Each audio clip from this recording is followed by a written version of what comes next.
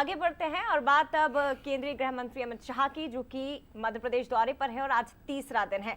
MP BJP के लिए दरअसल अमित शाह ट्रबल शूटर बने हुए हैं। अमित शाह का मिशन एमपी, जिसका आज तीसरा दिन इंदौर, उज्जैन और ग्वालियर चंबल में शाह है। हालांकि एक बार फिर से जानकारी दे दें कि उनकी इंदौर की बैठक जो होनी थी वो निरस्त कर दी गई है, लेकिन फिर भी इस संभाग में भी वो कार्यकर्ताओं से मिलकर उनकी नाराजगी दूर करने की कोशिश कर रहे हैं।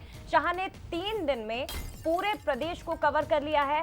विंध्य, बुंदेलखंड, महाकौशल और मध्य भारत को उन्होंने साधा है।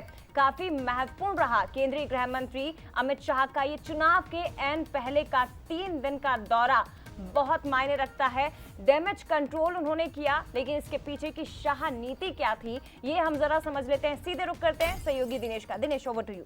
शुक्रिया जय। और बिल्कुल साफ तौर पर अमित शाह ये पहले ही साफ कर चुके थे कि अगर मध्य प्रदेश में कोई भी नेता नाराज है, जिसको या टिकट नहीं मिल पाया है या पार्टी उसको प्राथमिकता उस समय नहीं दे पाई हो जब उसको जरूरत हो, तो उसको रूठना नहीं है, उसको किसी भी तरह से मनाना है। और अगर आप नहीं मना पाते तो उसकी मुझसे बात कराइए, मैं उसे मनाऊंगा। लेकिन ऐसे वक्त पर कोई भी बीजेपी का नेता रूठना नहीं चाहिए। तो किस तरह से मनाना है, क्या रणनीति अमित शाह ने तैयार की है, तो चलिए हम ग्राफिक्स के जरिए जरा समझने की कोशिश करते हैं कि अमित शाह की शाह नीति आखिर क्या है। तो बगावत और भितरघात को रोकने की पुरजोर कोशिश है, जिसमें बागी और नाराज नेताओं की पहचान भी करना है कि आखिर किससे कितना नुकसान हो सकता है, बगावत कैसे रोकी जाए। नेताओं के साथ इसका मंथन होगा और बगावत कौन रोक सकता है उसे जिम्मेदारी भी देनी है। इसके अलावा नाराज कार्यकर्ताओं से सीधे सीधे मुलाकात करनी है और देर रात तक वरिष्ठ नेताओं के साथ बैठकें कीजिए। दिन में चुनाव प्रचार कीजिए, रात में बैठकें कीजिए।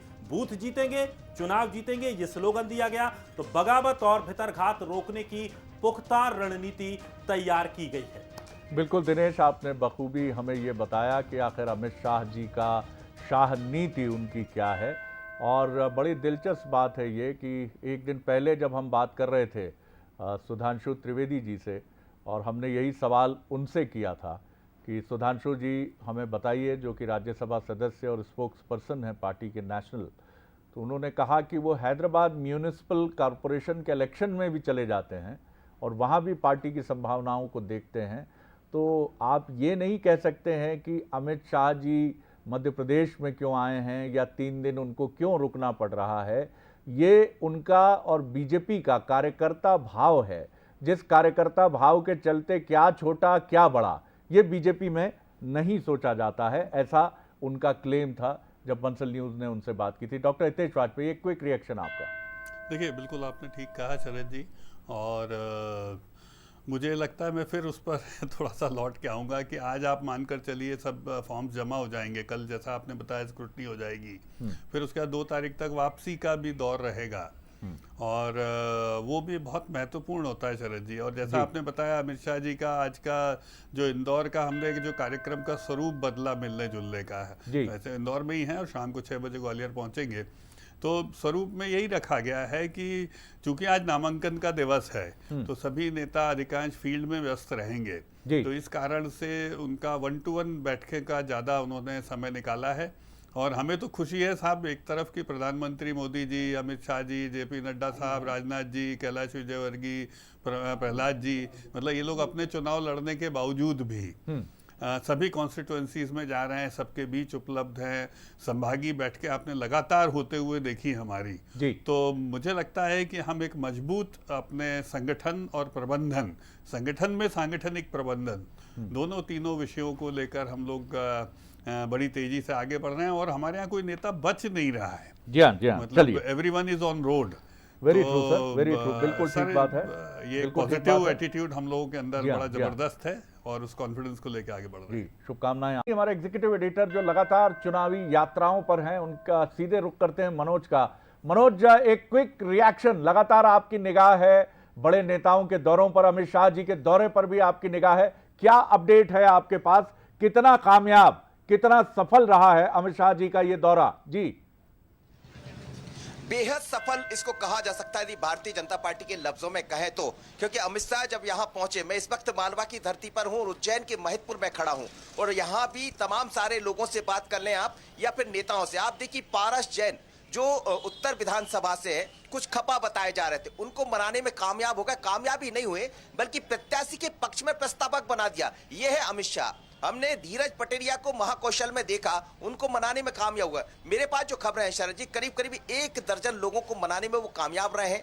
अब नंबर चंबल ग्वालियर का है, इस वक्त इंदौर में मौजूद है, अलग नेताओं से बात कर रहे हैं। लेकिन उनके दौरे को लेकर जो उन्होंने बात की, आखिर टिप्स क्या थे, तो 2 मिनट मेरे साथ विधायक भी जुड़ रहे हैं, महेशपुर के विधायक है इस वक्त बहादुर सिंह चौहान। आप लोग सब अमित शाह जी के साथ मौजूद रहे और अमित शाह जी मालवा को लेकर क्या कह रहे हैं? पारस जैन को जोड़ने में कामयाब हो गए, क्या ये माना जाए बगावत नहीं है? अमित शाह जी के आने के बाद संभागीय बैठक में समस्त कार्यक्रमों में ऊर्जा का संचार हो गया और अमित जी के आने के कारण मालवा की समस्त सीटें प्रचंड बहुमत से भारतीय जनता पार्टी जीतेगी। अमित शाह जी ने आम सभा में भी जो कल बोला है और उन्हें जो मुद्दे उठाए हैं उससे मालवा में बड़ा संचार हुआ है। लोग उनको भाषण को लेकर बड़े उत्साहित हैं और अमित जी बड़े संगठक है। अमित जी को एक बार कोई करता सुन लेता है।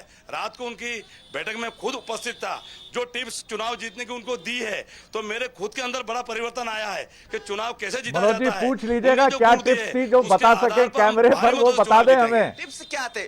वो टिप्स क्या थे? टिप्स भी बताइए, हालांकि कितने बता पाएंगे आप, पर टिप्स बता दी। ये बताया कि 6 बजे उठना है वाह, जल्दी, बाकी की बातें नहीं बता पाएंगे, जी। 6 बजे जल्दी उठ के काम पे लगना, कैसे लगना वो बता दिया। नहीं बताएंगे, वो बाकी कुछ बता दी नहीं काट। नहीं, बढ़िया, उनने बहुत अच्छी टिप्स दी है और गुजरात के मॉडल के रूप में हम यहाँ पर मध्य प्रदेश चुनाव लड़ रहे हैं और कुछ छोटी मोटी बातें थी उसमें अमित शाह जी की समझाइश से सब लोग काम पे कितनी देर बोले अमित शाह, ये तो बता देंगे? नहीं है, सब लोग भारतीय जनता पार्टी को प्रचंड बहुमत जिताने में लगे हुए हैं। कितने घंटे रहे वो जब टिप्स दे रहे थे? कितनी देर आपसे बात की है उन लोगों ने? उनने लगभग 3.5 घंटे की बैठक, 3 घंटे, रात को मैं भी था। रात में पूरी बैठक ली उनने और पूरे संभाग के सब लोग थे और उसमें मैं भी तो नजदीक से पहली बार अमित जी के साथ बैठक में रहा।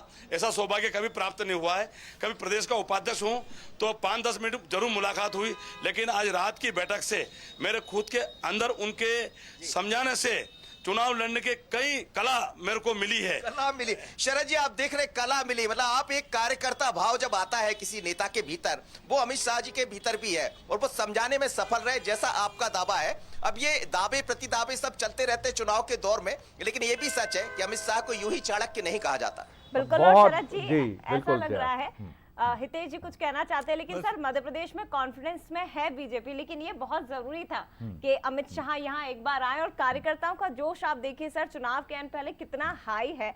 ऐसी कौन सा मंत्र कान में फूंक के गए हैं जो वो बता नहीं पा रहे, लेकिन ये चुनाव में जरूर काम क्या करेगा। बोलना चाह रहे हैं डॉक्टर वाजपेयी? मनोज भी सुन रहे हैं आपको। मैं इसी क्रम में कहना चाह रहा हूँ, मनोज जी भी जानते हैं इस बात को। ये पहली चीज तो पहला दौरा नहीं, तीसरा है चुनाव की दृष्टि, तीसरा है, चौथा मान लीजिए। मनाने के लिए पहला है ऐसा नहीं, माना जा रहा है। जी सर वो तो क्रम में है, मनाना तो सब चलता रहता है। जी। मैं आपको बहुत इंपॉर्टेंट बात कहना चाह रहा हूँ कि जो इलेक्शनरिंग को लेकर अमित शाह जी ने जो चीजें तय करी हैं वो बहुत ही जिसको बोलते हैं अभूतपूर्व हैं और कांग्रेस एक चुनाव के बाद उनको अपनाती है। जैसे हमारे बूथ पर 15 बिंदु, वो 15 बिंदु सर कभी हम आपको देंगे, चुनाव चलिए। मैदान दीजिए, जी। वो 15 बिंदु 15 काम करने हैं बस। जी, हर जी। नेता को बूथ पर 15 काम करने, ना जिले का चुनाव लड़ना, ना प्रदेश बिल्कुल, का, ना बिल्कुल। राष्ट्रीय। जी मनोज तो जी, वो बहुत महत्वपूर्ण है इलेक्शनरिंग के 15 पॉइंट। मनोज जी एक बस ये पूछ लीजिए और फिर मैं धन्यवाद दूंगा आपको भी, विधायक महोदय को भी, कि आज सुबह 6 बजे उठे वो अमित शाह जी की टिप्स मान के?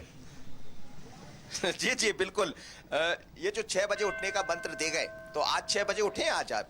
आज तो मैं 5:30 बजे उठ गया हूँ और जाके क्षेत्र में मैं आज 13 गांव घूम के आ गया हूँ और शाम को फिर मैं 12 गांव जा रहा हूँ।